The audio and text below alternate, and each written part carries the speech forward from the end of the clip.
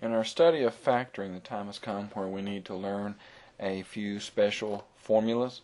Now, the first of these formulas is actually one where we could probably figure it out for ourselves.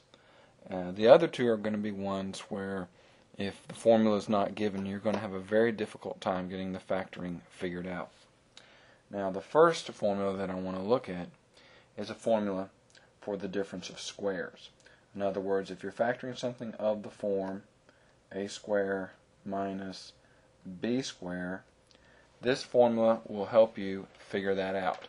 Now, this is called the difference of squares simply because it is a difference, as in subtraction, and both of the items that are being subtracted are perfect squares for the sake of this formula. Now, the difference of squares, we will see, factors into two binomials, much like a lot of the things we've factored already. And for the difference of squares, you're going to make the most obvious choices for your factors. For example, a squared, we would want to choose to be a times a. B squared should be b times b. Now, really the only thing left to figure out is the signs. Now, since this is a minus sign, we've learned already that a minus is obtained by a plus and a minus. In other words, one of each, when multiplied, gives you your minus sign. So let's check to see if this worked. We'll FOIL it back out. Your f is first times first, which is a squared.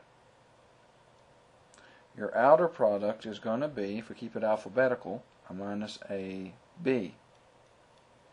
Your inner product is going to be a plus ab, and your last times last is going to be minus a b squared.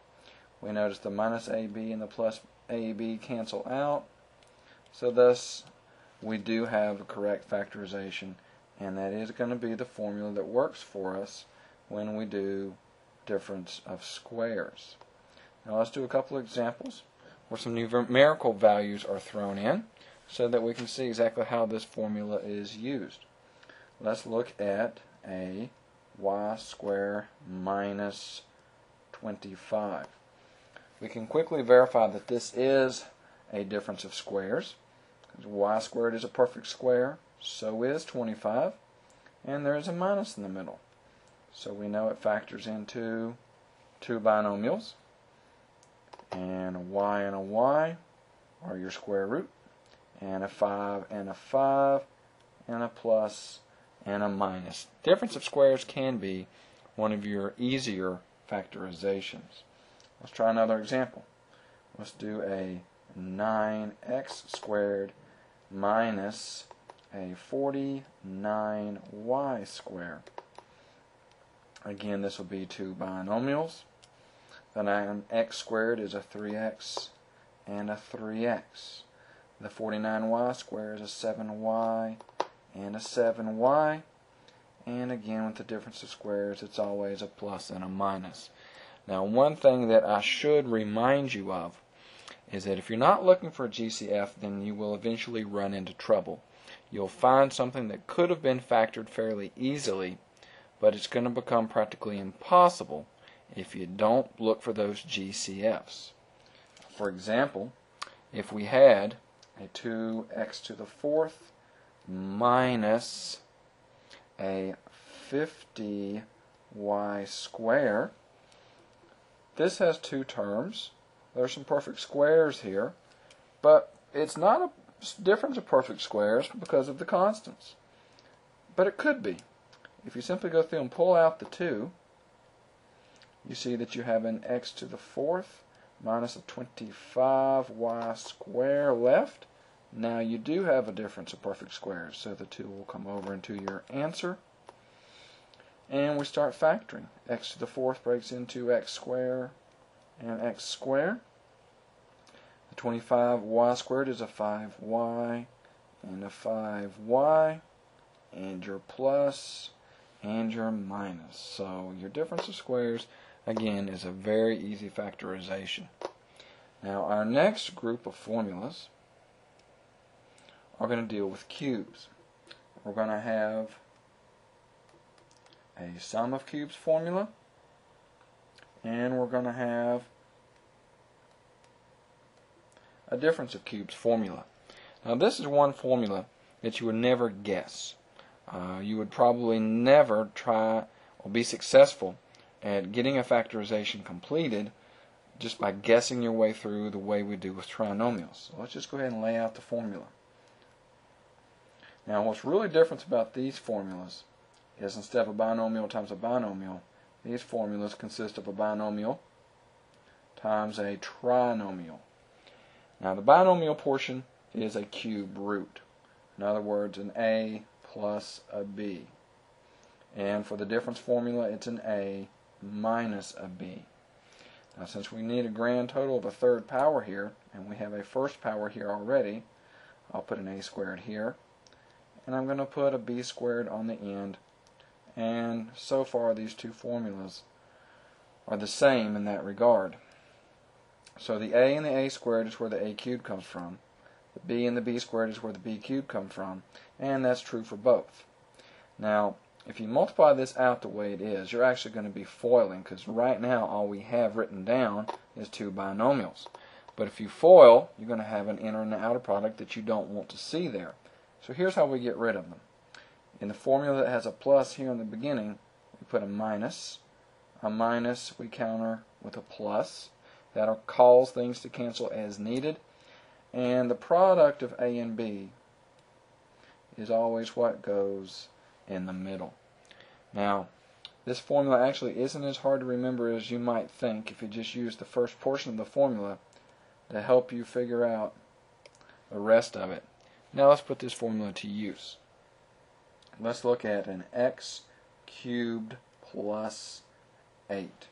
We see it to be the sum of cubes because x cubed is a perfect cube, and 8, remember that 8 equals 2 cubed, so these are both perfect cubes. So we know we have a binomial followed by a trinomial. In the binomial is the x plus 2, and again, where did that come from? Cube root of x cubed is x. Cube root of 8 is 2. That's where the values came from. Alright, here's your first power of x. Here's your other 2. And your 2 squared is 4. And you can check to see that this is correct by noticing that 4 times 2 is in fact the 8 that we need to get there in the end. So that looks right. Now let's figure out the middle. A plus is countered by a minus, and 2 times x goes in the middle. So there's your first factorization with sum of cubes. Let's try a difference of perfect cubes. Let's go with a y cubed minus 27. Now notice that 27 is equal to 3 cubed. Alright, let's write that a little bit more neatly. So it's going to factor as a binomial followed by a trinomial. A y minus 3 goes there. The other two powers of y squared goes here. 3 squared, which is 9, goes on the end.